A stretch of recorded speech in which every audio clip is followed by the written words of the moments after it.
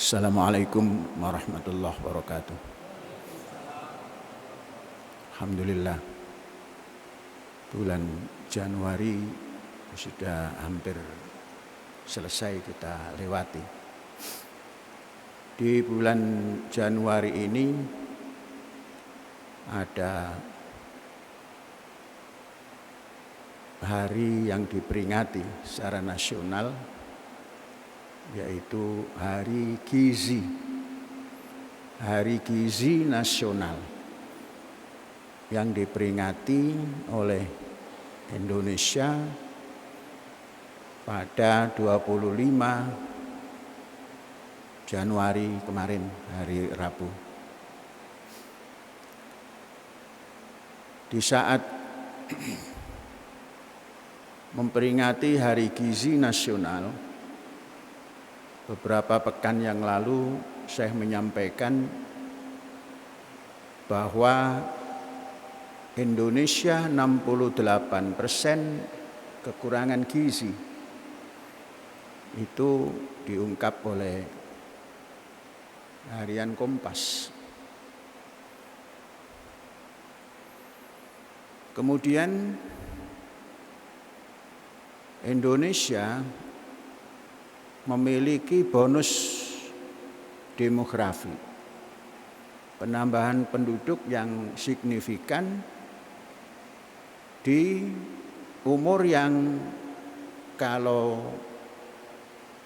bisa menangani akan menjadi generasi emas. Beda dengan Jepang. Jepang hari ini kekurangan generasi muda, sampai negaranya membentuk panitia untuk meningkatkan kembali penduduk mudanya.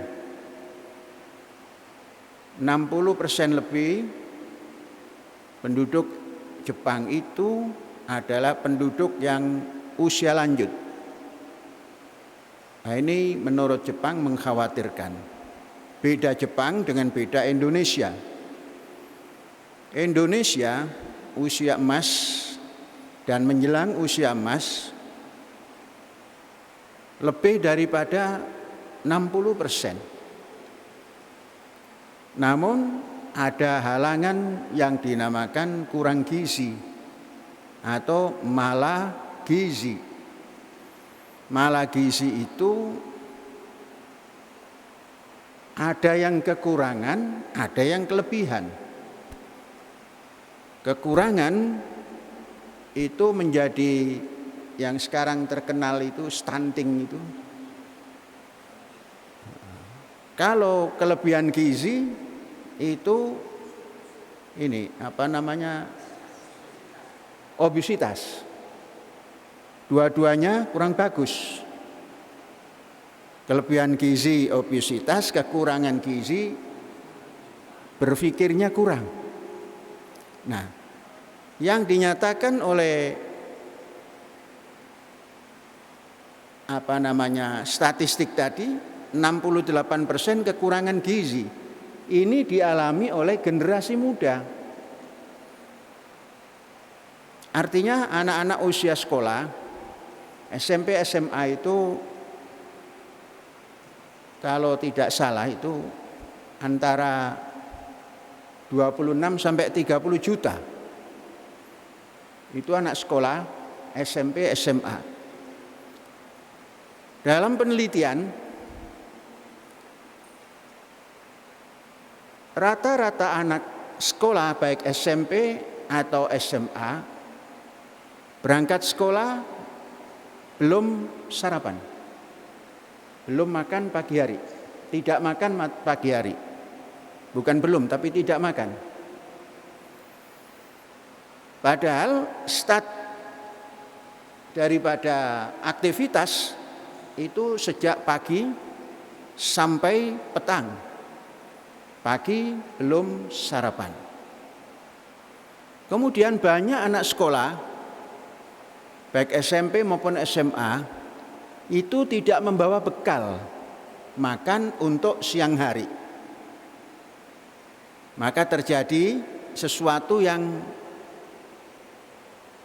hasilnya tadi itu penelitian kurang gizi tadi atau malnutrisi,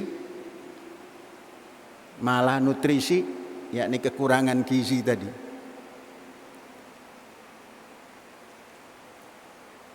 Memperbaiki kehidupan yang kurang gizi jauh lebih sulit daripada kita mempersiapkan kecukupan gizi.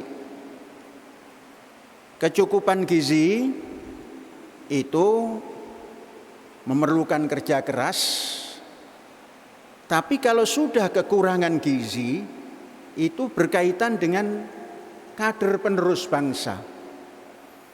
Kalau kader penerus bangsa kekurangan gizi, maka dia cara berpikir pun terbatas, kesehatannya pun terbatas. Maka sehat itu ditentukan oleh kecukupan gizi atau gizi yang seimbang, yaitu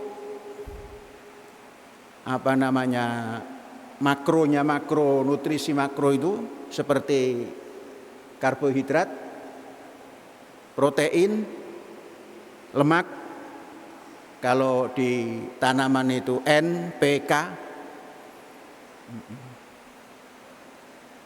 Ini harus dipersiapkan. Kalau tidak, yang didengungkan bahwa tahun 2045 merupakan Indonesia emas, ini mengkhawatirkan. Diisi oleh banyaknya generasi penerus yang kurang gizi.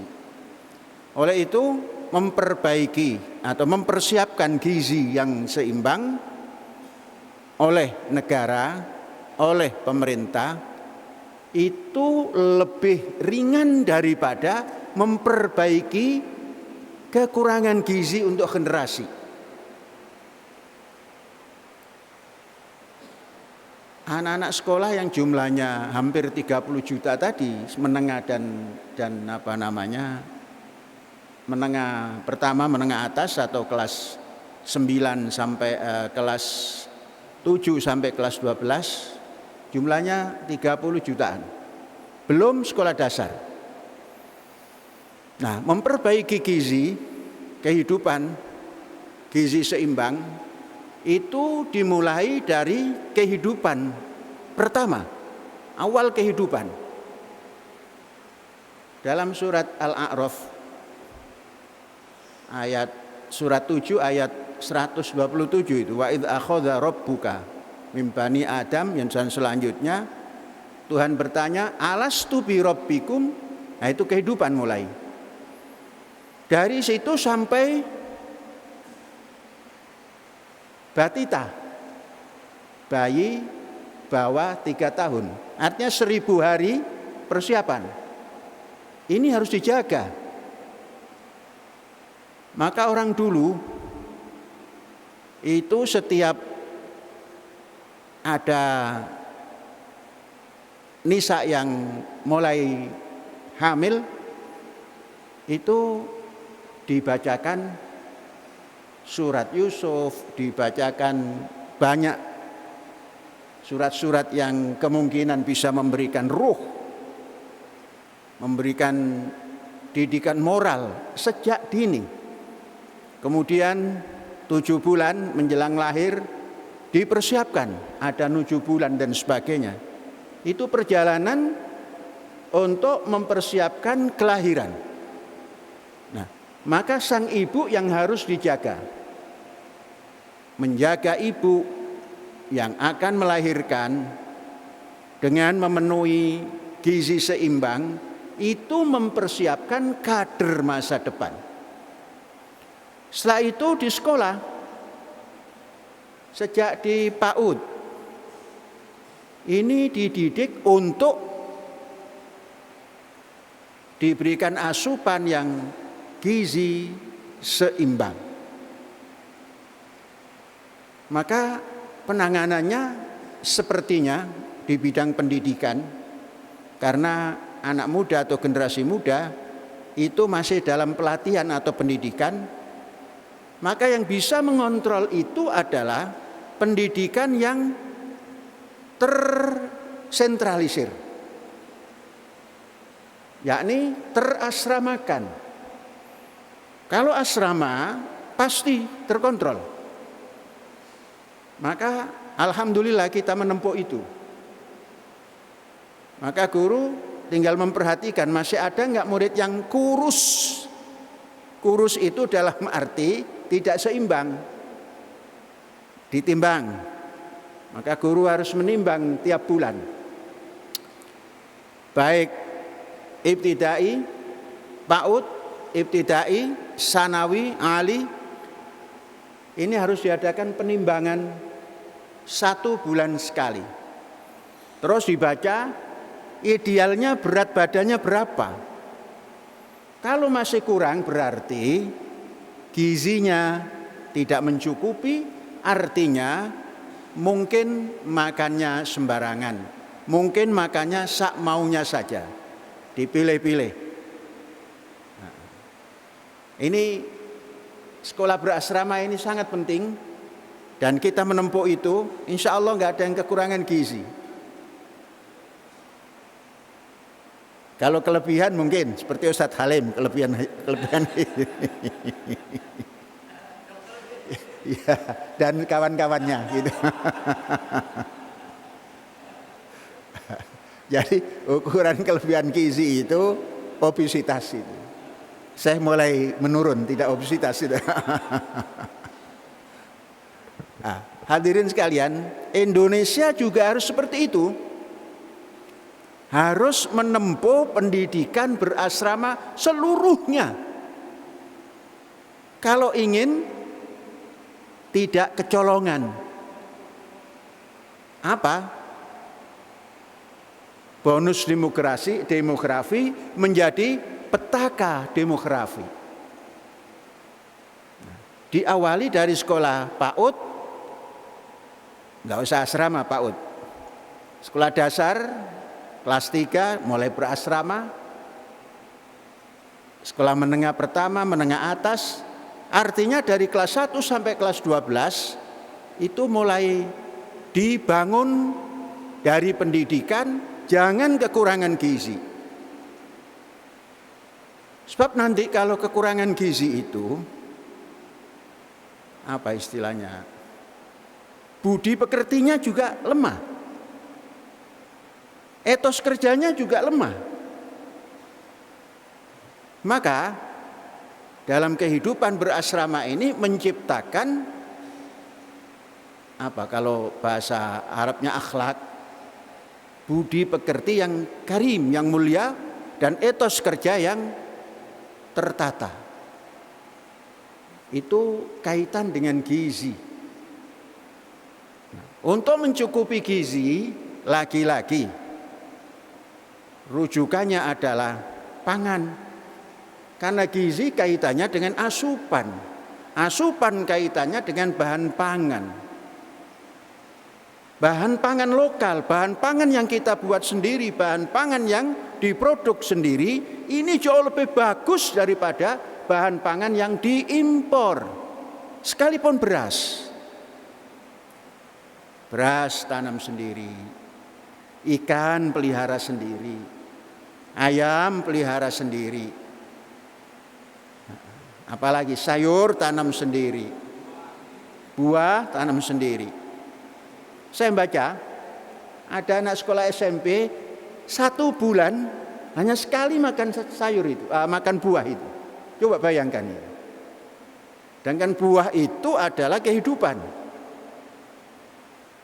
Baru saja tadi dibaca 1 bulan sekali saja makan. Maka syukuri, anak-anakku syukuri tiap hari makan buah tidak? Paling tidak buah jagung. Ya kalau pisang mudah-mudahan ada terus gitu kan. Jadi ini perlu Indonesia menata agar tidak kecolongan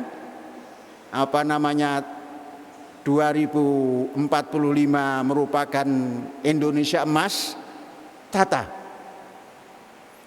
pendidikan dan tata pertanian yang memproduk pangan untuk menyiapkan gizi seimbang bagi bangsa ini. Jangan seperti Jepang generasi mudanya sangat minim, sisanya adalah sudah generasi sepuh dan sedang mempersiapkan bagaimana menambah generasi baru. Nah, Indonesia sudah ada, tinggal menata. Pendidikannya ditata, kemudian pertaniannya ditingkatkan. Insya Allah Indonesia jaya. Hadza wallahu yar'ana wa yafaduna walhamdulillahirabbil alamin. Merdeka.